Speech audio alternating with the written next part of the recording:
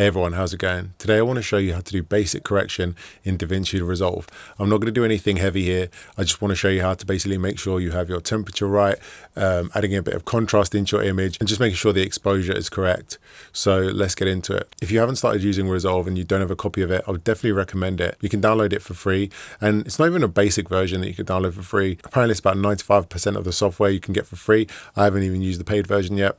But the free version is just absolutely amazing. And the color correction and grading skills you can get on here, just really great. So I definitely recommend going and grabbing that, especially for color correction and color grading if you haven't done so. So I've just dragged this one image into my project so far.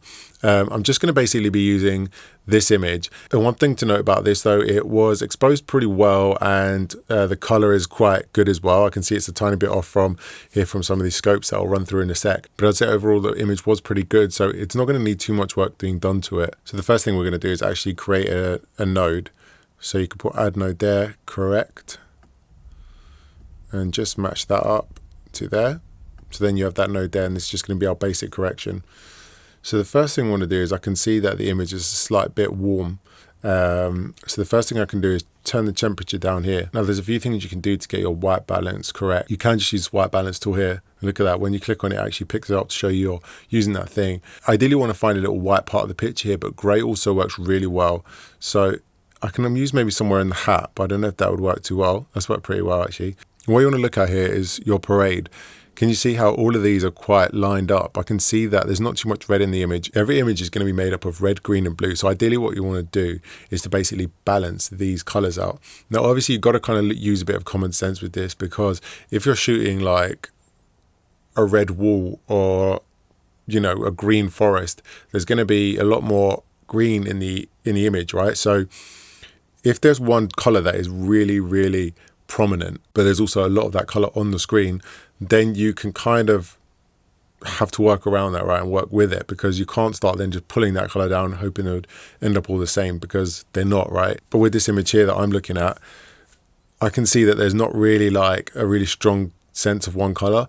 Obviously skin tones have a lot of red in there and green as well. There's just a real mix of colors, you know, so everything should be pretty aligned. So this kind of looks really good for now. So this represents kind of almost like the bright part of the image up here and then going down to dark. So you can see it's pretty balanced in the shadows and on the highs.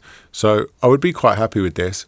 If I didn't use the color picker tool, then I can start changing the temperature here.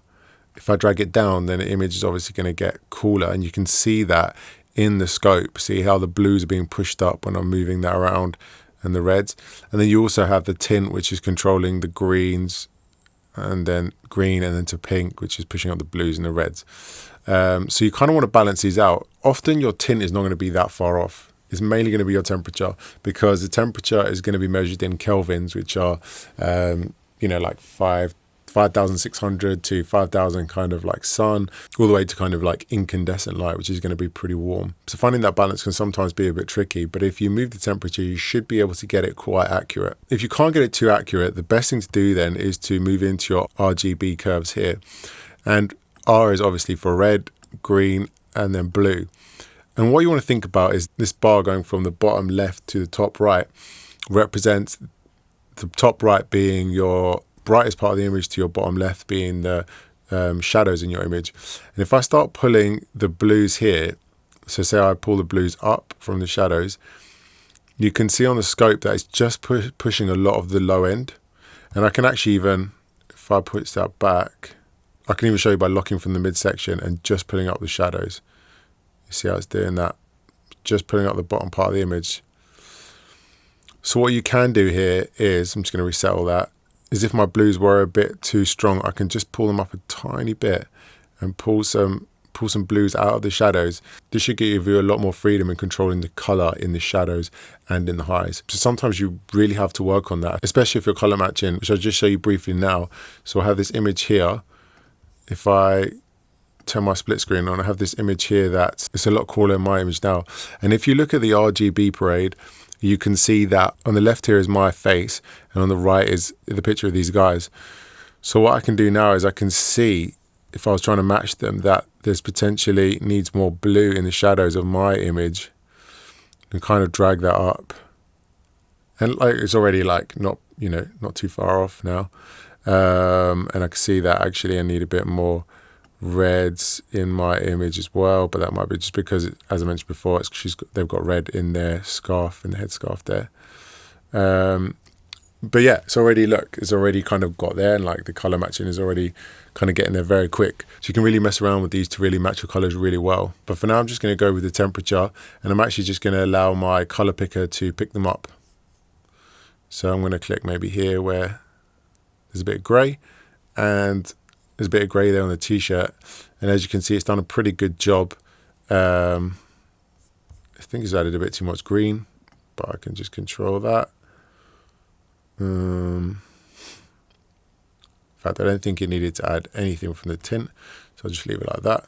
So yeah, I'm pretty happy with that in terms of the white balance, getting that all correct. After my white balance is correct, what I'm going to do now is add a Rec 709 converter on here. So I'm going to create another node.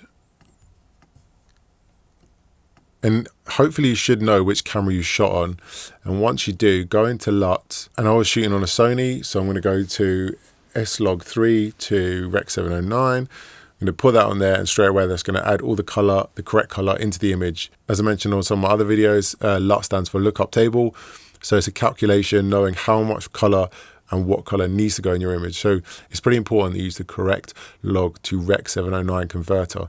If you don't know the camera you're using, you can kind of boost it up with color boost and a bit of saturation, try and get there, and a bit of contrast. So you can have a play with that, but I kind of wouldn't really recommend that. I'd recommend really just finding out what your camera was and color grading it kind of thing from there. So that already looks great, and I wouldn't actually do too much more if I was going to add a creative LUT on it, because you've already added a lot of contrast in there.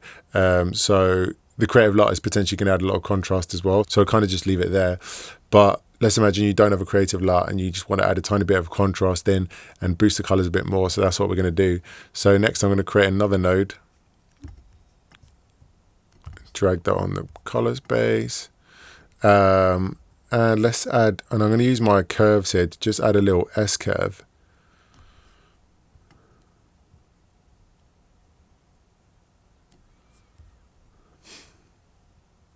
The only thing I would say is I'm now adding the shadows in. It's a tiny bit underexposed. So what I'm going to do is I'm going to use my offset wheel here and just drag that up a little bit. Keep an eye on your waveform. Just make sure you don't blow out those skin tones a bit too much. But that's a bit better. If I add a tiny bit of,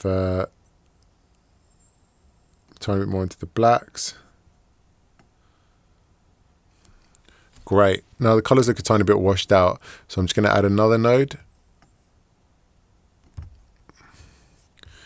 and boost some color.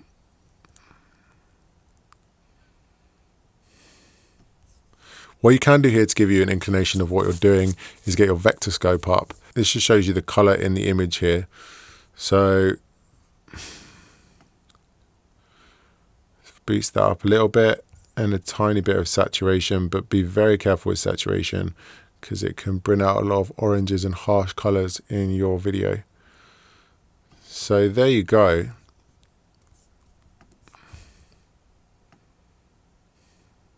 A tiny bit more contrast.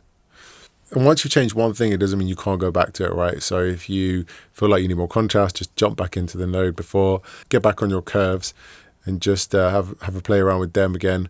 Nothing is kind of set in stone, you know. I'm also going to flip the end up here to bring the blacks up. I actually want to go back as well and just cool the image down a bit, because I feel like those skin tones weren't a bit right there.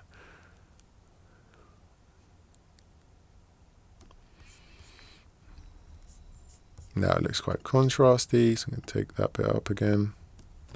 So there you can see, like, it's really getting there. It's just kind of looking like your standard, you know, Rec 709 image you might get out of a camera phone or something like that. But obviously this is coming from log, so it's still got a lot of information in there. And as you can see, I've got there was just 4 nodes, so it's pretty simple. As long as you know what camera you were using to get that log to Rec 709 converter. As I mentioned, it's just a great start to make sure that your colors are, you know, looking all right when it comes to your white balance and other things. I just messed around again there with the temperature just to make sure it wasn't too warm. That's the thing as well, like just with this section just going back and forth, because then when you apply creative LUT, that's when you're going to see where your mistakes are a lot, especially if the grade is like adding a lot of oranges into the image. You know, if your image is already quite orange, then it's going to pull out even more orange. So you kind of want to make sure things are looking quite balanced and quite good now, this section, and then afterwards you can go on to the next section. If everything's correct, then it should just carry through quite nicely. But anyway, that's it from me for this section. Hopefully that was really helpful, and please like, please subscribe, and I'll see you on the next video. Thanks a lot.